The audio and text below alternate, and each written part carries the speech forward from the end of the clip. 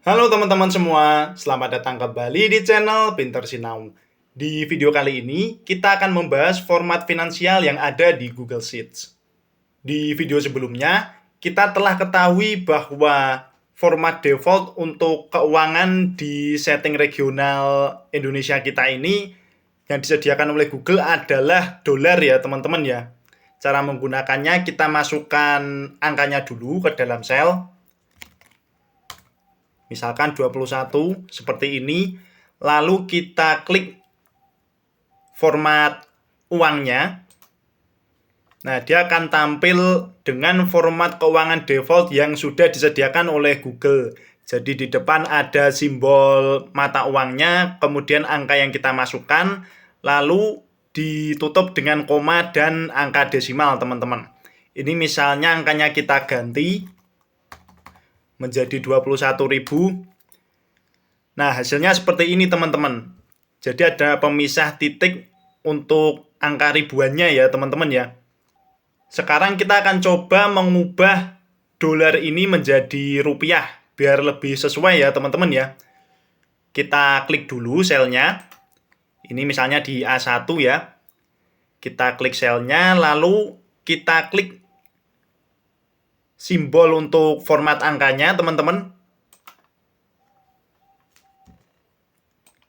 Kita scroll, kita pilih yang mata uang khusus teman-teman. Cari yang rupiah Indonesia. Kita klik, lalu kita terapkan teman-teman. Hasilnya jadi seperti ini. Ini kalau mau teman-teman tambahi angka desimal bisa, biar sesuai dengan standar akuntansi ya. Jadi bisa dikurangi dan bisa ditambah untuk angka desimalnya. Lalu dari format seperti ini, muncul lagi pertanyaan lain dari teman-teman. Yang paling sering ditanyakan adalah bagaimana cara mengubah posisi dari rupiahnya ini supaya dia berada di sisi kiri, sedangkan angkanya tetap di sisi kanan. Kita coba bikin formatnya ya teman-teman ya. Misalkan untuk sel A2, kita masukkan datanya dulu. Nah, sebelum saya ke formatnya, teman-teman perlu ketahui bahwa value dari format finansial ini adalah angka polos ya teman-teman ya.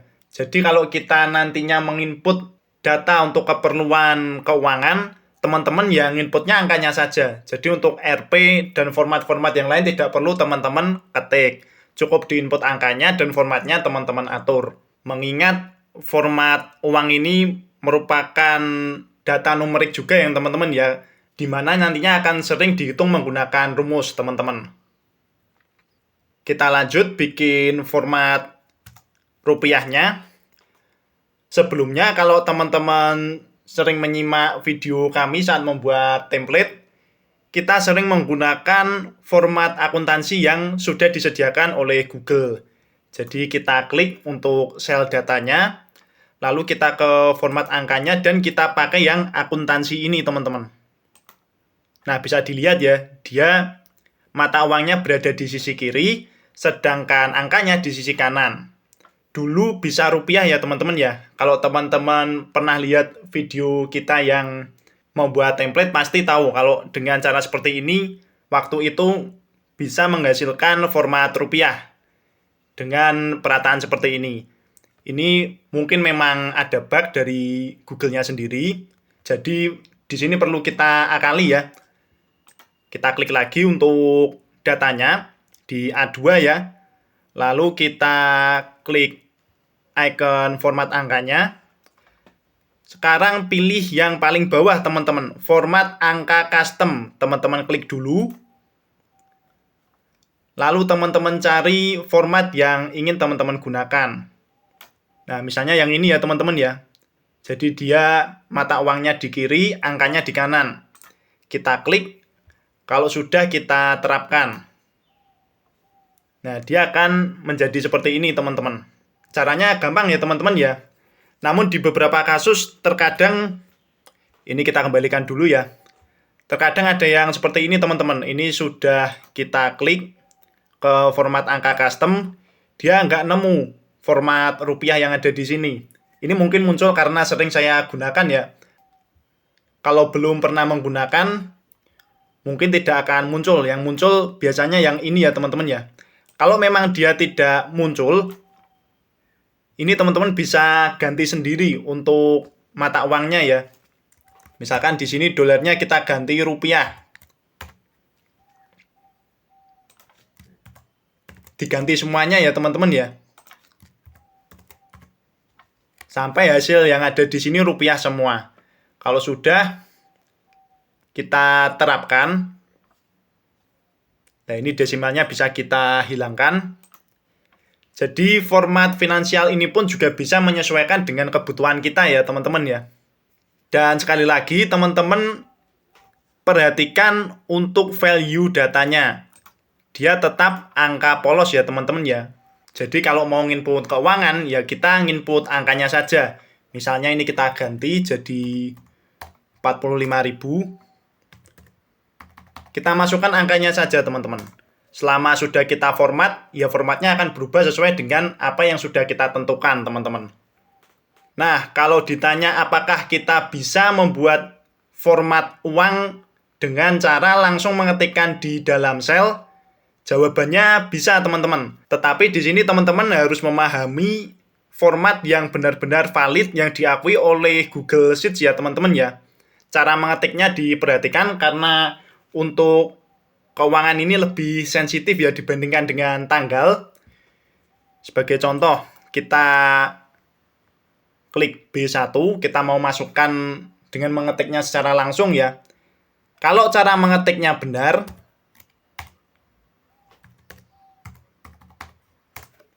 nah, bisa dilihat secara otomatis Google Sheets juga akan mengarahkan ke format terdekat, teman-teman.